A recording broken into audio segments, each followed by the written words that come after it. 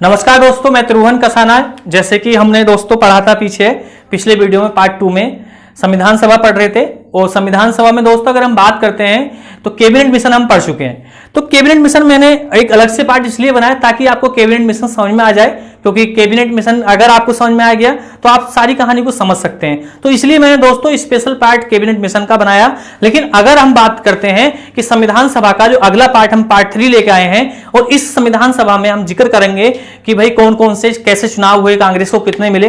तो देखिएगा दोस्तों, अगर हम बात करते हैं तो अंग्रेज तय कर चुके थे कि भाई इतने सदस्य हमें यहां से चाहिए। उन्होंने पूरे सदस्यों का 389 सदस्य का या 389 सदस्यों का बंटवारा कर दिया कि आप संविधान बनाइएगा और हमें इस तरह से सदस्य चाहिए। तो दोस्तों अब हम बात करते हैं चुनाव की। अब प्रक्रिया तो स्टार्ट होगी, कुछ तो होगा, चुनाव तो होगा।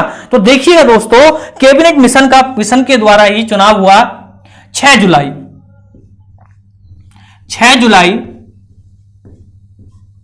1946 को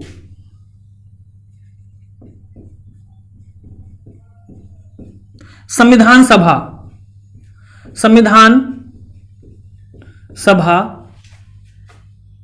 का प्रथम चुनाव।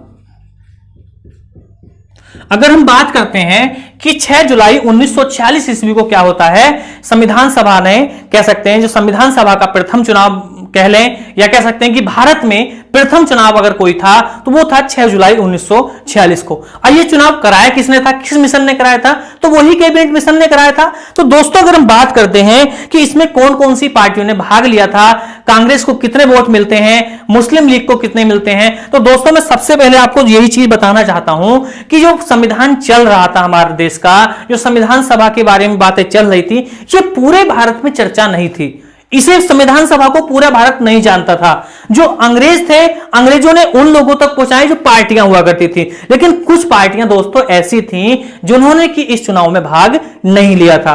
कुछ ऐसे सदस्य थे जिन्हें कि आज तक यही नहीं पता कि अंग्रेज ये कर क्या रहे हैं, यह जो संविधान बन रहा है, संविधान बन क्यों रहा है। इसीलिए दोस्तों अगर हम बात करते हैं कि जब प्रथम चुनाव होता है तो इस चुनाव में अगर हम बात करते हैं तो इस चुनाव में एक तरह से क्या होता है कि कांग्रेस को एक बहुत बड़ा बहुमत मिलता है। कांग्रेस बहुत अच्छे वोटों से यहां पर मतलब विजय प्राप्त करती है, और कह सकते हैं कि कांग्रेस के समर्थन में बहुत लोग भी यहां पर आते हैं। लेकिन दोस्तों अगर हम बात करते हैं कि कांग्रेस के अलावा एक पार्टी और थी, उस पार्टी का नाम था मुस्लिम लीग। मुस्लिम लीग की अगर हम बात करते हैं कि मुस्लिम लीग को इतना उम्मीद थी, अपने ऊपर इतना विश्वास था, उसको लग रहा था कि मैं अगर चुनाव लड़ती हूं और हम संविधान सभा का प्रथम चुनाव होता है तो पूर्ण बहुमत के साथ जीत होगी। लेकिन दोस्तों यहां पर क्या होता है, मुस्लिम लीग की तो कह सकते हैं कि पूर्ण बहुमत छोड़िएगा, बहुत कम सीटें इस संविधान सभा में उसको हासिल हुई। कह सकते हैं कि बहुत सदस्य इसमें कम शामिल हुए। लेकिन अगर हम बात करते हैं कि मुस्लिम लीग को आखिर कितना मिला, कांग्रेस को कितना मिला, 389 सदस्य हमें चाहिए थे। 389 सदस्य हमें संविधान सभा के निर्माण के लिए चाहिए। अब देखते हैं जब प्रथम चुनाव होता है दोस्तों, तो इसी प्रथम चुनाव में अगर हम बात करते हैं तो इसमें क्या था देखिएगा। सबसे पहले अगर हम बात करते हैं तो 3 डंडे आप खींच लें। तो संविधान सभा का जब प्रथम चुनाव हुआ तो कांग्रेस की अगर हम बात करते हैं तो कांग्रेस को कितनी सीटें मिली, तो कांग्रेस को जो सीटें मिली, तो दोस्तों अगर हम बात करते हैं तो कांग्रेस को मिलती हैं 208। कितने मिले? 208 सदस्य। तो इधर अगर हम बात करते हैं तो जब मुस्लिम लीग जीत के आई तो मुस्लिम लीग का क्या हाल हुआ, तो देखिएगा दोस्तों मुस्लिम लीग का क्या हाल हुआ। तो मुस्लिम लीग की अगर हम बात करते हैं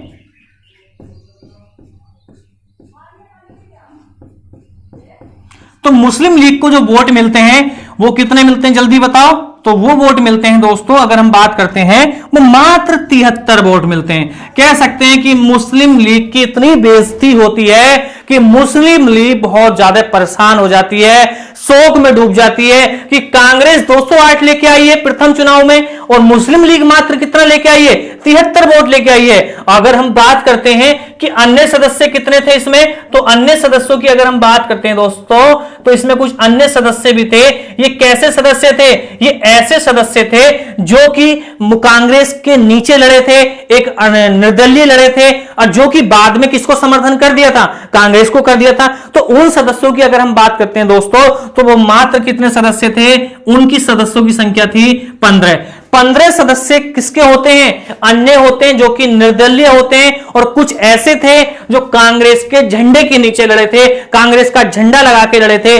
कुल मिलाकर अगर हम बात करते हैं दोस्तों, तो आप इन सदस्यों को जोड़ सकते हैं कि ये सदस्य कितने होते हैं। तो इन सदस्यों की अगर हम बात करते हैं तो मात्र 296 सदस्य इस प्रथम चुनाव में हासिल होती है, प्रथम चुनाव में भाग लेते हैं। तो 200 अगर हम बात करते हैं तो कितने सदस्य की बात करते हैं, 296। तो 296 सदस्य क्या होते हैं, प्रथम चुनाव में हासिल करते हैं और कह सकते हैं कि प्रथम चुनाव में भाग लेने आते हैं। लेकिन दोस्तों हमें कितने चाहिए, हमें कितने चाहिए, 389 सदस्य चाहिए। अगर 389 सदस्य चाहिए तो किन्ने भाग नहीं लिया, किन्होंने भाग नहीं लिया, तो दोस्तों मैं आपको बताना चाहता हूं कि ये तो 296, संविधान सभा क्या बोल रही है, कैबिनेट मिशन क्या बोल के गया, कैबिनेट मिशन यही तो बोल के गया कि आपको कितने सदस्य चाहिए, हमें कितने सदस्य चाहिए, 389 सदस्य। तो बाकी को कौन व्यक्ति नहीं आया, भाई कांग्रेस आएगी, मुस्लिम लीग आएगी, अन्य आएगी। तो दोस्तों मैं आपको बताना चाहता हूं एक बार फिर से इसलिए बताना चाहता हूं कि जो देसी भारत था, जो देसी रजवाड़े थे, उन्हें यह पता ही नहीं था, उन्होंने अपना भविष्य यह तय किया ही नहीं था कि हमें जाना किधर है, अंग्रेजों की साइड जाना है या अपनी साइड रहना है या अपना शासन ऐसे चलना है। तो उस देसी रियासत के रजवाड़ों ने इस प्रथम चुनाव में भाग नहीं लिया था। तो मैंने देसी रजवाड़े बताए थे 93, वो 93 सदस्यों ने इसमें भाग नहीं लिया। टोटल आप लगा सकते हैं 6-3 कितना हो गया, 9 हो गया, 18 और सीधा का तालिया 3। तो देखिएगा दोस्तों 389 सदस्य का आंकड़ा फिक्स हो जाता है कि 93 सदस्यों ने प्रथम चुनाव में भाग नहीं लिया था। या कह सकते हैं कि कौन सी रियासत थी या कौन सी रियासतें थी जिन्होंने भाग नहीं लिया था, तो देसी रियासत थी प्रथम चुनाव में भाग नहीं लिया था। मतलब देसी रियासत जो थी, रियासत इसमें भाग नहीं लिया था। कितने सदस्यों ने नहीं लिया था, तो दोस्तों 93 सदस्यों ने भाग नहीं लिया था। तो ये प्रश्न आपसे पूछा जा सकता है कि भाई कितने सदस्यों ने प्रथम चुनाव में भाग नहीं लिया था, तो 93 सदस्यों ने भाग लिया था। कितने सदस्य टोटल हुए थे प्रथम चुनाव में, तो टोटल जो संख्या थी वो थी 296 सदस्य। तो इस तरह से प्रथम चुनाव हो जाता है। अब आप मुझे दोस्तों एक बात बताओ, क्या संविधान का निर्माण हो जाएगा, नहीं होगा ना, क्यों नहीं होगा, सदस्य कितने चाहिए, 389 सदस्य चाहिए। तो इसी समय दोस्तों मैं एक कहानी और बताना चाहता हूं कि जिस समय प्रथम चुनाव होता है, तो इस प्रथम चुनाव के दौरान देखते हैं कि जब कांग्रेस को इतना बहुमत मिलता है और जो 15 सदस्य भी कांग्रेस को समर्थन कर देते हैं, तो मुस्लिम लीग को ऐसा लगता है कि हमें कुछ ऐसा करना है जिससे कि संविधान बने ही नहीं। जो संविधान चल रहा है, जो मुस्लिम लीग की भी कुछ मांगे थी, वो मांगे पूरी होंगी नहीं। क्यों नहीं होंगी, क्योंकि सदस्य ही कम है, बहुमत है ही नहीं, तो मांग किसकी चलेंगी, कांग्रेस की चलेंगी। तो बताते हैं कि मुस्लिम लीग ने एक तरह से दंगे फसाद करने शुरू कर दिए। दंगे फसाद हुए बहुत ज्यादा, बहुत भारी संख्या में हुई। तो अगर हम बात करते हैं दोस्तों, तो इस तरह से अगर हम देखते हैं कि मुस्लिम लीग ने प्रथम चुनाव का क्या कर दिया, बहिष्कार कर दिया, संविधान का बहिष्कार कर दिया और दंगे फसाद, थानों को आग लगा दी। एक कह सकते हैं कि हिंदू मुस्लिम जैसी कह सकते हैं कि घटना होने लगी। मुस्लिम लोग हिंदुओं को मारने लगे और हिंदू मुस्लिमों को मारने लगे। चारों ओर से दंगा फसाद हो गया। मुस्लिम लीग ने बताते हैं कि बहुत पुलिस कर्मियों की हत्या भी कर दी। और इस तरह से पता चलता है कि मुस्लिम लीग को चाहिए था। और इसी समय बताते हैं कि 16 अगस्त 1946 ईस्वी को मुस्लिम लीग ने कार्यवाही, प्रत्यक्ष रूप से कार्यवाही दिवस रूप मनाया और बताते हैं कि मुस्लिम लीग ने अपने एक नए संविधान की मांग भी रख दी और कहा कि हमें इस संविधान से कोई मतलब नहीं है। तो दोस्तों मैं समझता हूं कि प्रथम चुनाव की कहानी आपको समझ में आ गई होगी। जुलाई चल रही है, तो सीधा चलते हैं अगस्त में। तो अगस्त में एक एक पॉइंट में दोस्तों आपको बता रहा हूं कि भाई क्वेश्चन यहां से क्या पूछा जाएगा। प्रथम चुनाव कब हुआ, 6 जुलाई 1946 को। कांग्रेस को कितनी सीटें मिली दोस्तों? 8। मुस्लिम को कितनी मिली? 73। अन्य सदस्य कितने थे? 15। टोटल सदस्य कितने चुनाव में वो आए थे? तो 296। किन रियासत ने भाग नहीं लिया था? देसी रियासत ने। कितने सदस्यों ने भाग नहीं लिया था? 93 सदस्यों ने। अगर आपसे पूछा जाए कि कौन सी पार्टी थी जिसने क्या किया था? प्रथम चुनाव का बहिष्कार किया था, तो दोस्तों कोई और पार्टी नहीं थी। वो कौन सी थी? आपको सीधा सा जवाब देना है, मुस्लिम लीग थी। अब मुस्लिम लीग भड़क चुकी है। मुस्लिम लीग को संविधान चाहिए। अब संविधान चाहिए तो उसने क्या किया? अपना 16 अगस्त को एक दिवस के रूप में मनाया, मुस्लिम लीग दिवस मनाया। उसको कहा गया प्रत्यक्ष कार्यवाही दिवस। 16 अगस्त 1946 ईस्वी को, डेट याद रखना भैया सारी से, 16 अगस्त 1946 ईस्वी को मुस्लिम लीग ने प्रत्यक्ष कार्यवाही दिवस के रूप में मनाया। क्या मनाया? 16 अगस्त 1946 को अगर हम मुस्लिम लीग की बात करते हैं तो इसने कौन सा दिवस मनाया? प्रत्यक्ष कार्यवाही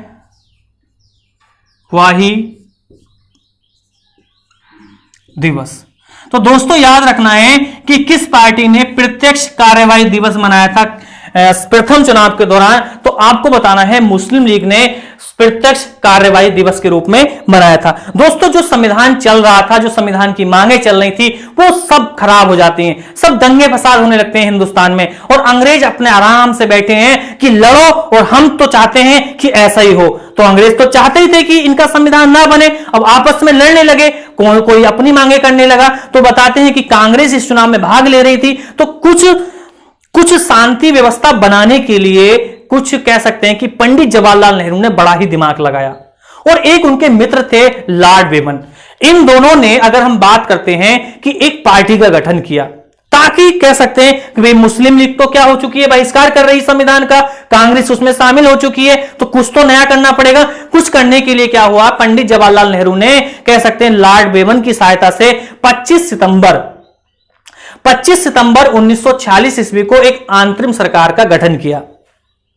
और जब आंतरिक सरकार का गठन हुआ तो बताते हैं कि इसमें यह उम्मीद थी पंडित जवाहरलाल नेहरू को कि जो मुस्लिम लीग है वो आकर क्या करेगी, इस पार्टी का समर्थन करेगी। कह सकते हैं अंतरिम सरकार का उद्देश्य क्या है? संविधान को आगे बढ़ाना, देश में जो दंगे फसाद चल रहे हैं उनको मतलब रोकना, यही तो था उसका मतलब। भाई कांग्रेस तो चुनाव में वैसी भागीदारी बन चुकी है, और कांग्रेस का बहिष्कार कौन कर रही है? आप कह सकते हैं कि मुस्लिम लीग कर रही है। दोनों पार्टी एक दूसरे पर आरोप लगा रही है, तो कुछ नई पार्टी बनेगी। तो इसीलिए पंडित जवाहरलाल नेहरू ने दिमाग लगाया कि एक ऐसी पार्टी बनाई जाए जिससे कि संविधान की प्रक्रिया आगे खूब बढ़े, और क्या हो कि देश में कुछ जो अशांति है उसको शांति में बदला जाए। तो दोस्तों मैं आपको सीधा लेके चलता हूं 25 सितंबर, ये याद कर लेना, 16 अगस्त 1946 ईस्वी को क्या हुआ? प्रत्यक्ष कार्यवाही दिवस किसने मनाया? मुस्लिम लीग ने। तो दोस्तों मैं सीधा चलता हूं कि वो व्यक्ति कौन थे। 25 सितंबर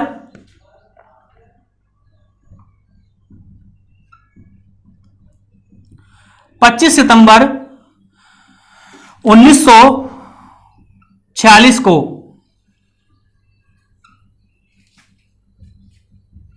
अंतरिम सरकार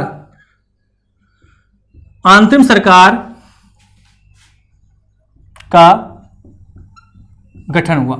अगर हम बात करते हैं कि अंतरिम सरकार का गठन क्यों हुआ, तो दोस्तों मैं आपको बताना चाहता हूं, थोड़ी सी और सुन लें इसमें, कि अंतरिम सरकार का गठन 25 सितंबर 1946 को हुआ। लेकिन अगर हम बात करते हैं दोस्तों, इसके जो अध्यक्ष थे वो थे लॉर्ड बेमन। और दोस्तों अगर हम बात करते हैं, इसके जो उपाध्यक्ष थे पंडित, ऐसे लिख लेना, पंडित जवाहरलाल नेहरू। ठीक है, तो अध्यक्ष कौन थे? लॉर्ड बेमन थे। उपाध्यक्ष कौन थे? पंडित जवाहरलाल नेहरू। अब इन दोनों की क्या रणनीति थी दोस्तों? तो दोस्तों इन दोनों की रणनीति ये थी कि जो छोटी छोटी पार्टियां हैं, जो छोटे छोटे सदस्य हैं, जो कि 15 सदस्य वो थे, कुछ मुस्लिम लीग के सदस्य थे, उनको जोड़ना और अंतरिम सरकार में उनको मतलब कि बुलाना था। और बताते हैं कि इसी पंडित ने बहुत प्रयास किया कि मुस्लिम लीग आए और इसमें शामिल हो जाए और दोनों लोग क्या करें कि गठन करें संविधान सभा का। जो मांग मुस्लिम लीग कर रही है उसको वो मांगे दी जाए। लेकिन बताते हैं कि दोस्तों यहां पर कोई भी सदस्य मुस्लिम लीग का नहीं आया। मुस्लिम लीग ने साफ मना कर दिया कि हमें कोई भी सरकार नहीं चाहिए, कोई संविधान नहीं चाहिए, हमें तो खुद का संविधान चाहिए, हमें अपने नियम चाहिए जो मांग कर रही है। तो दोस्तों इसमें अगर हम बात करते हैं, कोई भी सदस्य इस अंतरिम सरकार में मुस्लिम लीग ने भाग नहीं लिया। तो मुस्लिम लीग बताते हैं कि धीरे धीरे कमजोर होने लगी, कांग्रेस का समर्थन नहीं मिल रहा है, मुस्लिम लीग को इतना बहुमत मिला ही नहीं है, तो मुस्लिम लीग कुछ ना कुछ तो करेगी। तो दोस्तों अगर हम बात करते हैं कि इसी मुस्लिम लीग ने एक महीने के बाद अगर हम बात करते हैं तो 5 सदस्यों को इसी में क्या कर दिया, शामिल करवा दिया और मुस्लिम लीग के 5 सदस्यों ने अंतरिम सरकार में क्या ले लिया, हिस्सा ले लिया, ताकि जो अंतरिम सरकार अव्यवस्था हो रही है भारत में, जो चल रही है, दंगे फसाद हैं, कि भाई अंतरिम सरकार क्यों बनी है, इसका उद्देश्य क्या है। बाकी वो समर्थन करने नहीं आए थे 5 सदस्य सिर्फ ये आए थे ताकि वो देख सकें कि अंतरिम सरकार में लोग क्या कर रहे हैं, क्योंकि एक अंग्रेज भी जुड़ा हुआ है, बहुत बड़ा विद्वान व्यक्ति है, पंडित भी बहुत बड़ा विद्वान है, तो इनकी रणनीति जानने के लिए मुस्लिम लीग ने 5 सदस्य शामिल करने के लिए अंतरिम सरकार में भेज दिए। तो दोस्तों मैं वो 5 सदस्य बताना चाह रहा हूं कि वो 5 सदस्य कब आए थे। तो दोस्तों अगर हम बात करते हैं, वो 5 सदस्य आते हैं 26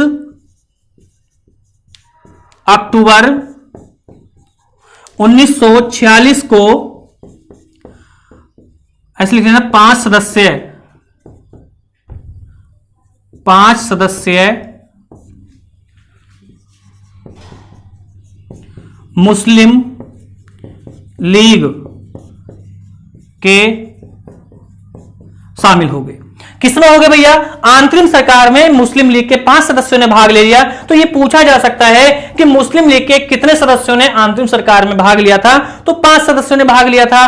कह सकते हैं कि कब लिया था, तो यह भी बता दें 26 अक्टूबर 1946 को 5 सदस्यों ने क्या करा, इसमें भाग ले लिया। और देखिएगा दोस्तों अगर हम बात करते हैं कि पंडित जवाहरलाल नेहरू ने इसी बात को आगे बढ़ाया, और आगे बढ़ाने के लिए अगर हम बात करते हैं तो यहां पर देखते हैं कि पंडित जवाहरलाल नेहरू कुछ अन्य भी काम करने वाले थे। तो दोस्तों अगर हम बात करते हैं 22 जुलाई 1946 ईस्वी को, अगर हम बात करते हैं कब है, यहां पर बहिष्कार नहीं हुआ, यहां पर शामिल हो गई। तो लगभग दोस्तों इतनी कहानी तो आपको समझ में आ गई होगी। एक बात और सुन लेना, थोड़ी सी और बताना चाह रहा हूं आपको, कि आपसे पूछा जा सकता है कि जिस समय कैबिनेट मिशन भारत आया था, या जिस समय संविधान सभा या प्रथम चुनाव के दौरान किस पार्टी का गठन हुआ था। तो दोस्तों प्रथम चुनाव के दौरान अगर हम बात करते हैं, या मुस्लिम लीग ने जिस समय बहिष्कार किया था, तो उसके बाद कौन सी पार्टी का गठन हुआ था, तो आप बताना है अंतरिम सरकार का गठन हुआ था। कब हुआ था, 25 सितंबर 1946 को। इसके अध्यक्ष कौन थे दोस्तों, तो लॉर्ड बेमन थे। उपाध्यक्ष कौन थे, पंडित जवाहरलाल नेहरू। अच्छा, पूछा जाए कि मुस्लिम लीग के कितने सदस्यों ने भाग लिया था अंतरिम सरकार में, तो 5 सदस्यों ने भाग लिया था। और कब लिया था, तो 26 अक्टूबर 1946 को। अब देखते हैं भाई, मुस्लिम लीग तो थोड़ी सी शांति पड़ जाती है, लेकिन अगर हम बात करते हैं दोस्तों इसी की,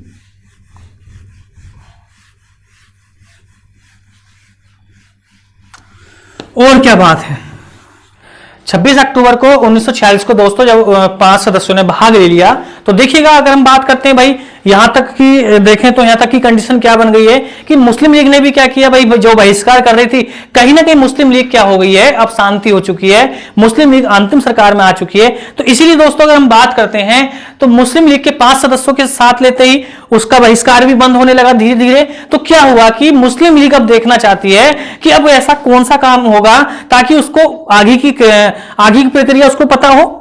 तो दोस्तों अगर हम बात करते हैं, जब शांत हो जाते हैं दंगे फसाद, तो इसीलिए देखिएगा बहुत बड़ा निर्णय लिया जाता है। वो निर्णय क्या था, निर्णय यही था कि 9 दिसंबर 1946 ईस्वी को क्या हो जाती है, संविधान सभा की प्रथम बैठक हो जाती है। मतलब कि संविधान की पहली बैठक बैठा ली जाती है कि भाई आइएगा, अपने अपने विचार रखिएगा और संविधान में अध्यक्ष बनिएगा, उपाध्यक्ष बनिएगा, जो भी है। तो अगर हम देखते हैं वो 9 दिसंबर में होती है। तो देखिएगा अगर हम बात करते हैं 9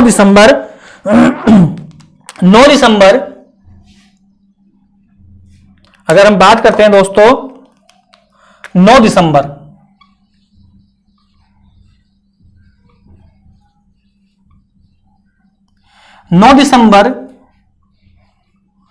1946 को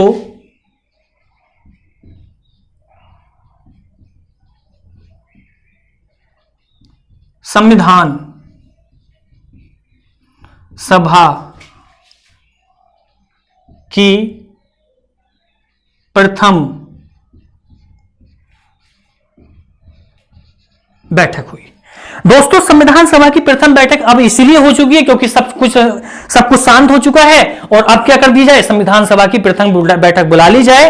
और अगर हम बात करते हैं तो इसमें क्या क्या क्वेश्चन हमारे पूछे जा सकते हैं। दोस्तों सब चीज इसमें हो चुकी थी, तो इसमें क्या था देखिएगा, इसी बैठक की अगर हम बात करते हैं प्रथम बैठक की, तो प्रथम बैठक में अगर हम देखते हैं तो इसमें इस संविधान सभा में अगर हम बात करते हैं, सबसे बुजुर्ग व्यक्ति थे जिनका नाम था सच्चिदानंद सिन्हा। सच्चिदानंद सिन्हा इतने बुजुर्ग थे कि भाई उनको कुछ ना कुछ में संविधान सभा में उनको पद देना चाहिए था या कुछ अन्य बात करनी थी। तो अगर हम बात करते हैं तो इस सच्चिदानंद सिन्हा से इसी संविधान सभा में एक अस्थायी के रूप में क्या बना लिया जाता है, इनको अध्यक्ष चुन लिया जाता है। और अध्यक्ष की अगर हम बात करते हैं कि संविधान सभा के जो प्रथम बैठक हुई थी उसके अस्थायी अध्यक्ष पूछा जा सकता है, और सबसे बुजुर्ग व्यक्ति भी पूछा जा सकता है कि वो बुजुर्ग व्यक्ति कौन थे। तो वो बुजुर्ग व्यक्ति कोई और नहीं थे, वो थे सच्चिदानंद सिन्हा। तो इसके अस्थायी अध्यक्ष 9 दिसंबर को क्या क्या घटना हुई थी, इसके अस्थायी अध्यक्ष पूछा जा सकता है,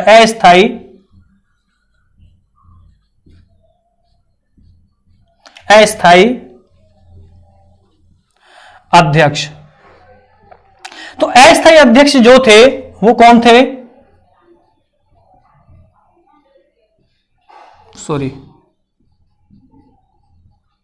सच्चिदानंद सिन्हा। सच्चिदानंद सिन्हा को अस्थायी अध्यक्ष चुन लिया जाता है। और देखिएगा अगर हम बात करते हैं कि आपसे पूछा जा सकता है कि संविधान सभा की प्रथम बैठक के अस्थायी अध्यक्ष कौन थे, तो आप सीधा जवाब देना है वो थे सच्चिदानंद सिन्हा।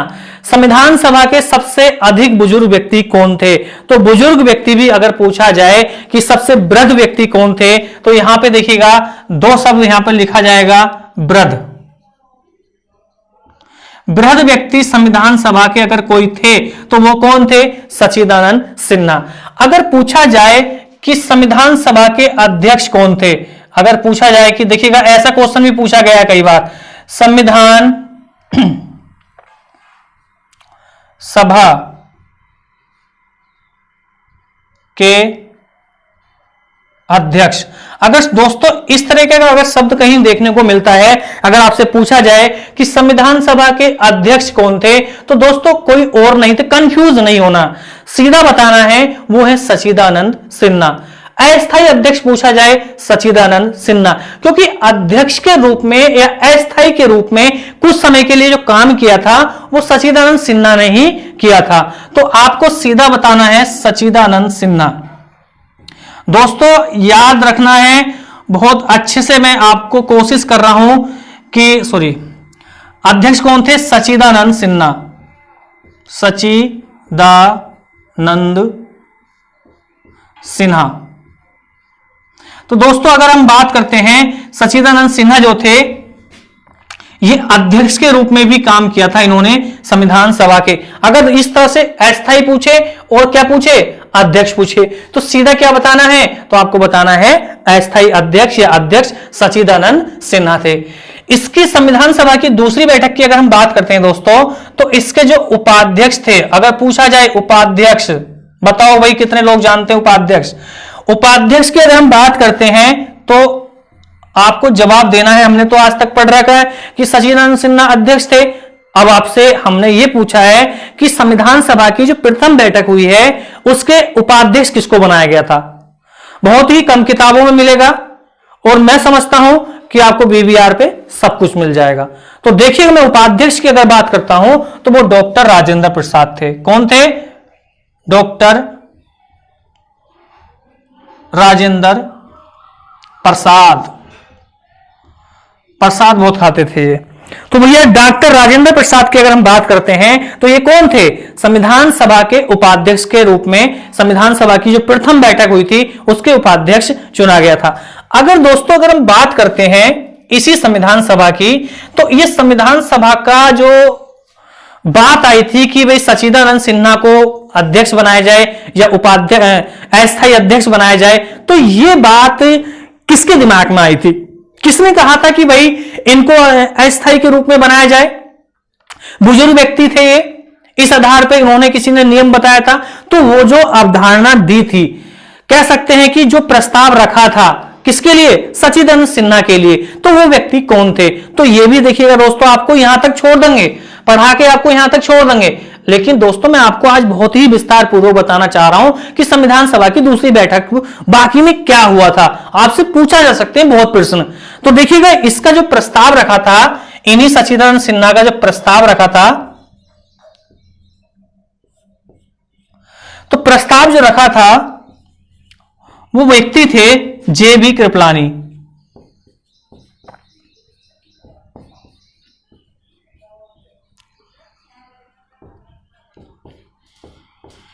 जे.बी. कृपलानी ने यह कहा था कि भाई ये बुजुर्ग व्यक्ति हैं, और एक पहले एक नियम हुआ करता था, ये हमने अवधारणा भी ली थी कि अगर कोई बुजुर्ग व्यक्ति है, जो सबसे वृद्ध व्यक्ति है, जो संविधान में काम कर रहा है, जो संविधान सभा में जो देश के लिए काम कर रहा है, जो संविधान सभा से जुड़ा हुआ है, जो निर्माण से जुड़ा हुआ है, अगर वो सबसे बूढ़ा व्यक्ति है, तो एक नियम था, एक कह सकते हैं कि कानून था कि उसको कुछ ना कुछ उसको पद दिया जाएगा, उसको अध्यक्ष बनाया जाएगा। तो उस समय ये किसी के दिमाग में बात आई थी कि इनको प्रस्ताव रखा जाए, सचिदानंद सिन्हा को एक मान्यता दी जाए, उनका भी मान बढ़ाया जाए। तो ये बात कहने वाले जे.बी. कृपलानी थे।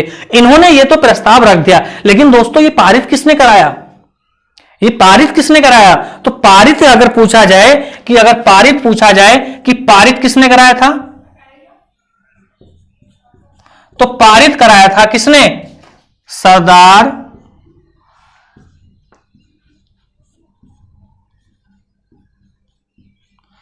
वल्लभ भाई पटेल ने।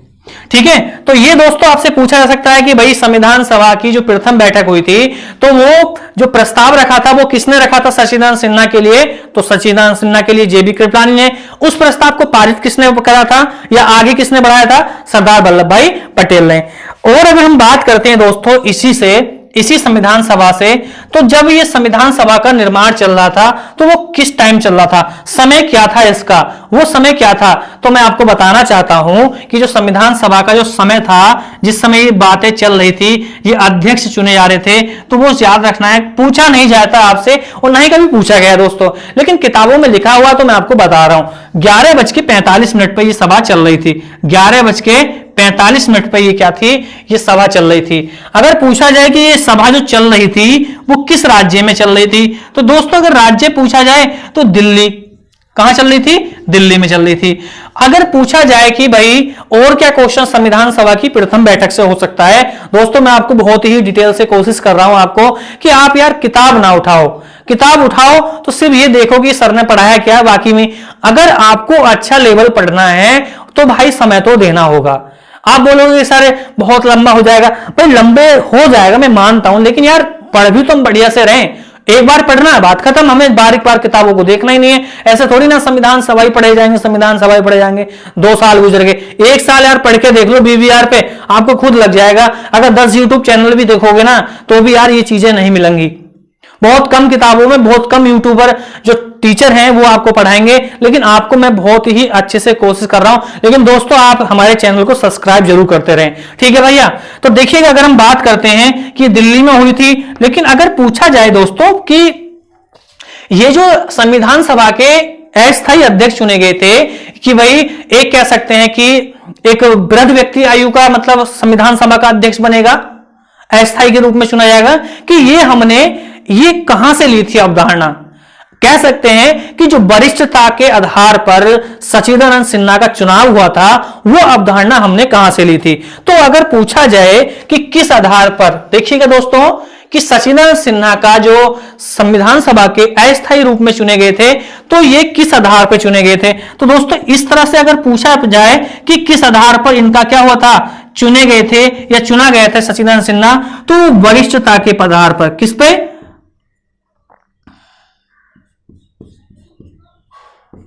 वरिष्ठता का आधार।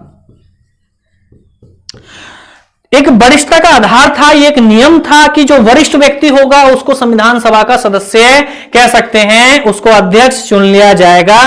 तो ये अवधारणा के इस आधार पर इनका क्या हुआ था, चुनाव हुआ था। लेकिन जो वरिष्ठता का पद है, ये दोस्तों वरिष्ठता का आधार जो है, ये नियम जो है, वो हमने किस देश से लिया है? तो दोस्तों अगर पूछा जाए कि किस देश से लिया, तो दोस्तों ये लिया गया था फ्रांस से। कहां जिससे लिया गया था? तो फ्रांस से। दोस्तों ये संविधान सभा की प्रथम बैठक हो चुकी है। मैं समझता हूं कि संविधान सभा की प्रथम बैठक से अगर पूछा जाए कि कितने सदस्य इसमें भाग लेते, तो 207 सदस्य इसमें भाग लेते। इसमें सदस्यों की अगर संख्या पूछा जाए कि भैया इसमें सदस्य कितने थे, तो 207 सदस्यों ने इसमें क्या लिया था, भाग लिया था। 207 सदस्य दोस्तों दिख रहा है? अगर नहीं दिख रहा तो कमेंट कर देना भैया, बाद में, सही है, मैं बता दूंगा, ठीक है। तो 207, वैसे मैं बोल रहा हूं, आप लिख लें यहां पर, 207 सदस्यों ने संविधान सभा की प्रथम बैठक में भाग लिया था। अच्छा, अगर हम आपसे पूछा जाए कि भाई यहां से क्वेश्चन किसी भी प्रकार का, तो आप, मैं समझता हूं कि भाई कर देंगे। मैंने छोटे से छोटा, बड़े से बड़ा क्वेश्चन मैं यहां पर लिख दिया है। देखिएगा, संविधान सभा की प्रथम बैठक कब हुई है, तो आप बताएंगे 9 दिसंबर 1946 को। संविधान सभा के अस्थायी अध्यक्ष प्रथम सभा के कौन चुने गए थे? सच्चिदानंद सिन्हा। ये क्या थे? बहुत वृद्ध व्यक्ति थे, इनको इसलिए बना लिया गया था। संविधान सभा के अध्यक्ष कौन थे? प्रथम अध्यक्ष कौन थे? या संविधान सभा जो हुई थी प्रथम, उसके अध्यक्ष किसको चुना गया था? तो सच्चिदानंद सिन्हा ही थे, इन्होंने अध्यक्षता भी काम किया था। इसके बाद पूछा जाए कि इसके उपाध्यक्ष कौन थे? संविधान सभा की पहली बैठक के उपाध्यक्ष किसको चुना गया था? राजेंद्र प्रसाद को, डॉक्टर राजेंद्र प्रसाद को। प्रस्ताव किसने रखा था इनका? तो आप बताएंगे जेबी कृपलानी ने। पारित किसने कराया था? सरदार वल्लभ भाई पटेल ने। समय क्या था? 11:45। कहां हुई थी? दिल्ली में हुई थी। पूछा जाए कि किस आधार पर इनको चुना गया था, तो वरिष्ठता के आधार पर, वही वृद्ध व्यक्ति थे, इस आधार पर इनको चुना गया था। सदस्य कितने थे? 207 सदस्य थे। ये अवधारणा वरिष्ठता का जो हमने पद लिया है, अवधारणा ली है, वो किस देश से लिए? तो दोस्तों ये जो हमने प्रक्रिया ली है, ये बुजुर्ग व्यक्ति के लिए, तो वो ली है फ्रांस से। दोस्तों मैं समझता हूं कि ऐसे क्वेश्चन आपका बाहर नहीं पूछा जाएगा। तो सीधा चलते हैं आपकी दूसरी संविधान, कह सकते हैं कि संविधान सभा की दूसरी बैठक की ओर, कि दूसरी बैठक कैसे होती है, उसमें क्या क्या क्वेश्चन यहां से पूछे जाते हैं। तो देखिएगा, 9 है तो 2 दिन के बाद क्या हो जाती है? 11 दिसंबर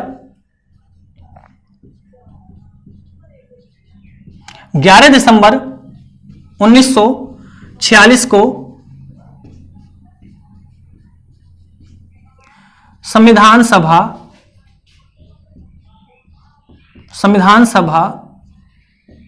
की दूसरी बैठक होती है। अब देखिएगा दोस्तों, अगर हम बात करते हैं कि संविधान सभा की जब दूसरी बैठक होती है, प्रथम की तो प्रक्रिया हो गई है, लेकिन दूसरी बैठक की अगर हम बात करते हैं कि 2 दिन के बाद फिर से एक संविधान सभा बुलाई जाती है, फिर से कह सकते हैं कि एक तरह से नियुक्ति की जाती है कुछ लोगों की संविधान सभा की दूसरी बैठक के दौरान। तो देखिएगा, अगर हम बात करते हैं कि इसके संविधान सभा की दूसरी बैठक के अध्यक्ष कौन थे, इसके अध्यक्ष जो थे डॉक्टर राजेंद्र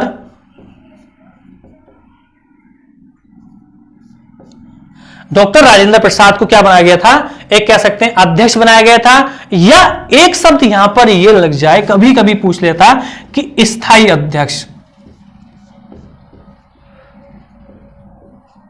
तो भैया संविधान सभा के दूसरी बैठक के अध्यक्ष या स्थायी अध्यक्ष जो चुना गया था, वो किनको चुना गया था? डॉक्टर राजेंद्र प्रसाद को। अगर हम बात करते हैं दोस्तों इसी से, तो इसके उपाध्यक्ष किसको चुना गया था? अगर आपसे पूछा जाए कि इसके उपाध्यक्ष कौन थे, तो उपाध्यक्ष थे H.C. मुखर्जी। H.C.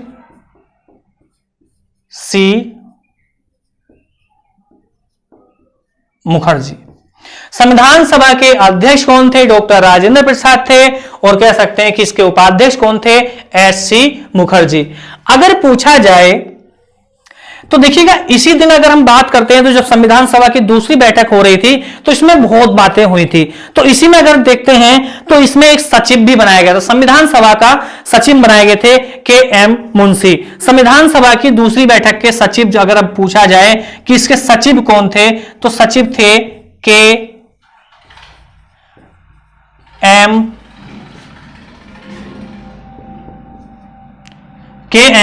मुंशी। तो इसके सचिव देखिएगा यहां से दो तरीके से क्वेश्चन पूछा जाएगा कि बताइएगा संविधान सभा के सचिव कौन थे। तो संविधान सभा के सचिव कौन थे, के एम मुंशी थे। अगर पूछा जाए कि संविधान सभा के एम मुंशी को कौन सी सभा के दौरान चुना गया था, दूसरी सभा के दौरान चुना गया था, तो इसी दिन देखिएगा और क्या हुआ, इसी दिन होता है संविधान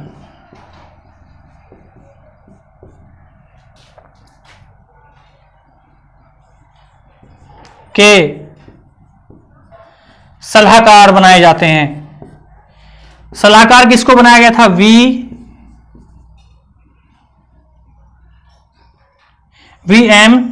वी एन राय को, बनाया गया था। संवैधानिक सलाहकार बनाया गया था किसको, वी एन राय को बनाया गया था। तो आपसे पूछा जा सकता है कि भाई वी एन राय का जो मतलब चुनाव हुआ था, वी एन राय संविधान सभा के सलाहकार बने थे तो वो किस बैठक के दौरान बने थे। तो आपको दोस्तों बताना है वो बने थे संविधान सभा की दूसरी बैठक, कह सकते हैं दूसरी बैठक 1946 को।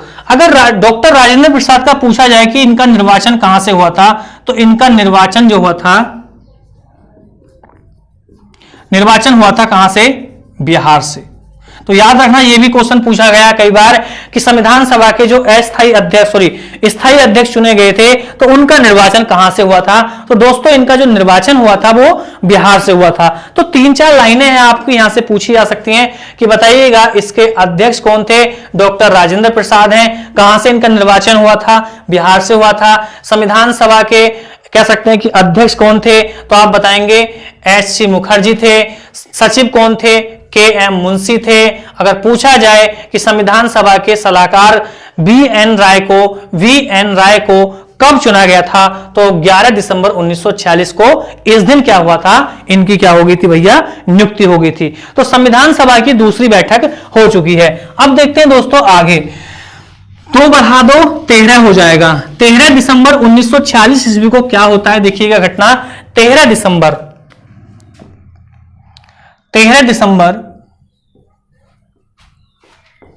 1946 को संविधान सभा की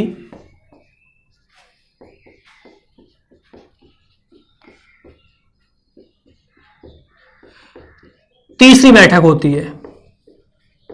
और देखिएगा तीसरी बैठक में अगर हम बात करते हैं दोस्तों तो संविधान सभा की तीसरी बैठक जो होती है 13 दिसंबर 1946 ईस्वी को होती है। और देखिएगा अगर हम बात करते हैं इसमें तो इसमें बड़ी ही बात हुई थी कि पंडित जवाहरलाल नेहरू के द्वारा इसमें उद्देश्य प्रस्ताव को रखा गया था। 13 दिसंबर 1946 ईस्वी को पंडित जवाहरलाल नेहरू के द्वारा उद्देश्य प्रस्ताव को रखा गया था। इस दिन क्या थी उद्देश्य, पंडित जवाहरलाल नेहरू के द्वारा, पंडित जवाहरलाल नेहरू के द्वारा क्या रखा गया था, उद्देश्य प्रस्ताव। पंडित जवाहरलाल नेहरू के द्वारा 13 दिसंबर 1946 ईस्वी को तीसरी बैठक के दौरान क्या रखा गया था, उद्देश्य प्रस्ताव रखा गया था। तो उद्देश्य प्रस्ताव की अगर बात करते हैं दोस्तों तो उद्देश्य प्रस्ताव है क्या देखिए, अगर मैं बात करता हूं उद्देश्य प्रस्ताव की क्या कहानी है। उद्देश्य प्रस्ताव आपको लग रहा होगा कि पता नहीं क्या उद्देश्य है, उद्देश्य से ही आपको लग रहा है कुछ तो उद्देश्य होगा पंडित जवाहरलाल नेहरू का।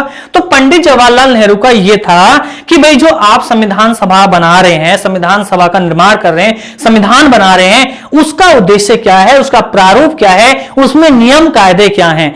इसी चीज को जानने के लिए पंडित जवाहरलाल नेहरू ने एक उद्देश्य रखा, अपना उद्देश्य बनाया और कह सकते हैं कि उसकी जांच करने के लिए उद्देश्य प्रस्ताव को पंडित जवाहरलाल नेहरू के द्वारा रखा गया। लेकिन दोस्तों यहां पर देखिएगा पंडित जवाहरलाल नेहरू से एक ही जवाब आया कि पंडित जवाहरलाल नेहरू जी, हम जब तक आपका कोई भी प्रस्ताव स्वीकार नहीं करेंगे जब तक कि मुस्लिम लीग ना आ जाए। वही मुस्लिम लीग दोस्तों जो बहिष्कार कर रही है वो शामिल नहीं हुई अभी, वो अंतरिम सरकार में शामिल हुई 26 अक्टूबर 1946 को। लेकिन दोस्तों अगर हम बात करें, हम दिसंबर में पहुंच चुके हैं, कुछ ज्यादा बड़ी बात थोड़ी ना, ज्यादा लंबा समय थोड़ी ना, वो अक्टूबर है, हम दिसंबर की बात कर रहे हैं। कितने दिसंबर की? 13 दिसंबर की। तो पंडित जवाहरलाल नेहरू ने इसको जानने के लिए स्वीकार किया कि भाई हमें बताओ क्या दिक्कत आ रही है। लेकिन अभी भी किसी ने, सबने मना कर दिया कि जब तक हम कोई भी नियम नहीं बता सकते, कोई भी कानून नहीं बता सकते, जब तक कि मुस्लिम लीग ना आ जाए। तो इस समय स्वीकार नहीं किया गया था। तो स्वीकार कब किया गया था? तो दोस्तों मैं बताना चाह रहा हूं कि इसी उद्देश्य प्रस्ताव को 22 जनवरी 1947 को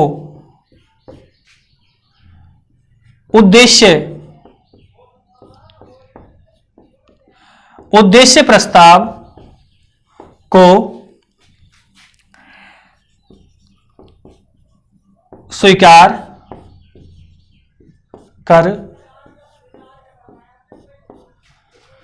कर लिया गया। तो दोस्तों अगर पूछा जाए कि उद्देश्य प्रस्ताव कब रखा गया, तो 13 दिसंबर 1946 को तीसरी बैठक के दौरान। लेकिन स्वीकार कब किया गया?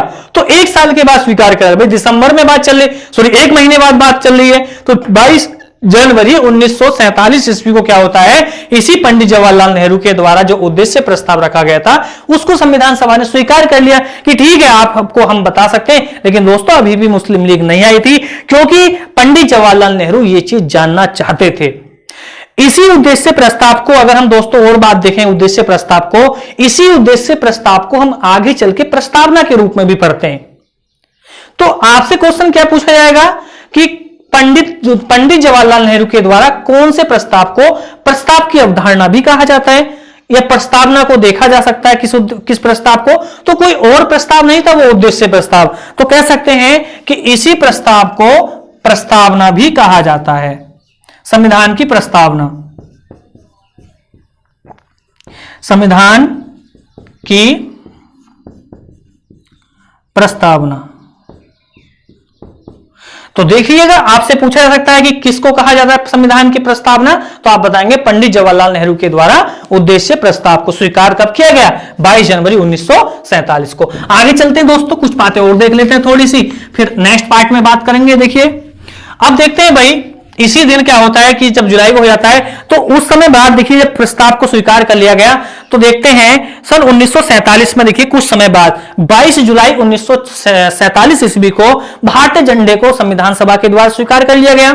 भाई जब उद्देश्य प्रस्ताव को स्वीकार किया गया, कानून कायदे पता चल चुका है, प्रारूप पता चल चुका है, संविधान सभा के सलाहकार बन चुके हैं, सचिव बन चुके हैं, तो अब बात ही क्या बची थी? पंडित जवाहरलाल नेहरू के द्वारा उद्देश्य प्रस्ताव को स्वीकार कर लिया गया। कुछ समय बाद 22 जुलाई, कब भैया? 22 जुलाई 1947 को संविधान सभा के द्वारा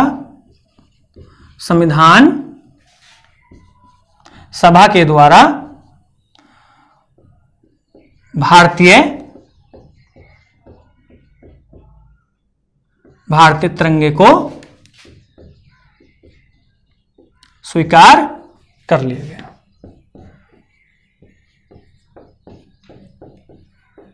सही है।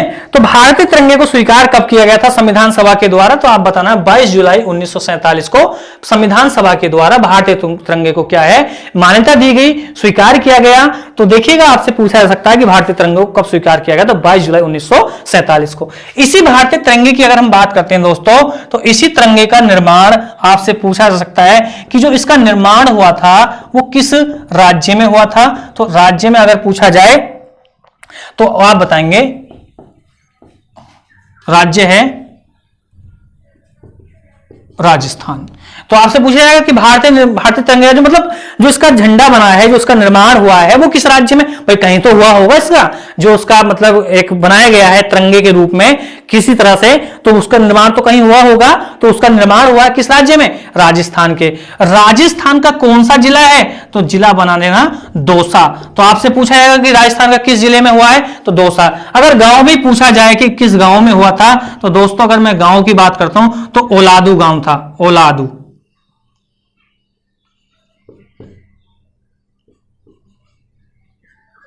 ओलादू, सही है, ओलादू गांव था आपसे इतना नहीं पूछा जाएगा, लेकिन आप थोड़ा सा याद रखना है। ओलादू गांव है, जिला कौन सा? दौसा, और किस राज्य में हुआ है? राजस्थान में। तो मैं समझता हूं कि भारतीय तिरंगे से एक आध क्वेश्चन आपका बन जाए तो आप कर लेना कि बताइएगा संविधान सभा का जिस समय निर्माण चल रहा था तो भारतीय तिरंगे का निर्माण किस राज्य में हुआ था? तो किस राज्य में हुआ था? राजस्थान में। किस जिले में? दौसा में। गांव कौन सा था? आलादू, सॉरी आलादू, ओलादू नहीं भैया, आलादू गांव। कौन सा है? आलादू। नाम थोड़ा सा कंफ्यूज हो गया, आलादू, आलादू गांव था। उस गांव में क्या हो गया था? इसका निर्माण हुआ था। और इस तरह से आपका क्वेश्चन पूछा जा सकता है। दोस्तों अगर ये पार्ट आपको समझ में आया हो तो दोस्तों आपसे हाथ जोड़कर निवेदन है कि आप इस चैनल को सब्सक्राइब करते रहें, शेयर भी करें। अगर संविधान आपको अच्छा लग रहा है, जीएस का कोई भी पार्ट आपको पढ़ाया जा रहा है और उसमें आपको रुचि लग रही है और बाकी में आपको ऐसा लग रहा है, प्रतीक हो रहा है कि सर जो पढ़ा रहे हैं अच्छा पढ़ा रहे हैं, तो दोस्तों अगर आप शेयर करेंगे हमारी वीडियो को, अगर हम कमेंट आप करते हैं तो मैं निश्चिंत ही आपका उसका क्वेश्चन का आंसर भी देता हूं। देखो हम बहुत मेहनत कर रहे हैं, इसी मेहनत को हम आपसे भी चाहते हैं, थोड़ी सी मेहनत आप भी कर दें, ताकि मेहनत यही है कि आप सिर्फ एक बटन दबाना, बस शेयर का, सीधा सब्सक्राइब हो जाए, बस कहानी खत्म। और मैं वादा करता हूं कि अगर सही चलता रहा तो मैं 1 महीना नहीं नकल दूंगा कि सिर्फ हमारी पूरी टीम पीबीआर क्लासेस की आपके सामने लाइव उपस्थित होगी। तो दोस्तों आप जितना ज्यादा से ज्यादा अपने दोस्तों को, अगर वीडियो में लग रहा है तभी शेयर, मैं बता रहा हूं, अगर आपको लग रहा है दोस्तों कि वीडियो में कुछ जान है और आपको कुछ नया मिल रहा है तभी आप शेयर करें, बाकी मत करना। जो सब्सक्राइब भी कर रखा उसको भी हटा दियो। अगर लग रहा है कि बाकी में दम है बीबीआर क्लासेस की टीम में तो आप सर जरूर इसको सब्सक्राइब, लाइक जो भी आप करें, कमेंट करें। आपका कमेंट का मैं बिल्कुल देखता हूं, कोई भी आप कमेंट मुझे करते हैं तो दोस्तों मैं हर चीज को, ऐसा नहीं है कि आपके कमेंट को ऐसे ही छोड़ दिया जाता है। आप डिमांड करिए किसी भी सब्जेक्ट की, आप चाहे बायो का सब्जेक्ट हो, जो आपको पूरे जीएस में सब्जेक्ट लगता हो कि टॉपिक लगता हो कि आपको कि सर हमें इससे आज तक समझ में ही नहीं आया, मैं वादा करता हूं आपके बीच तक उस क्वेश्चन को लेकर आऊंगा। ठीक है, तब तक के लिए भैया धन्यवाद।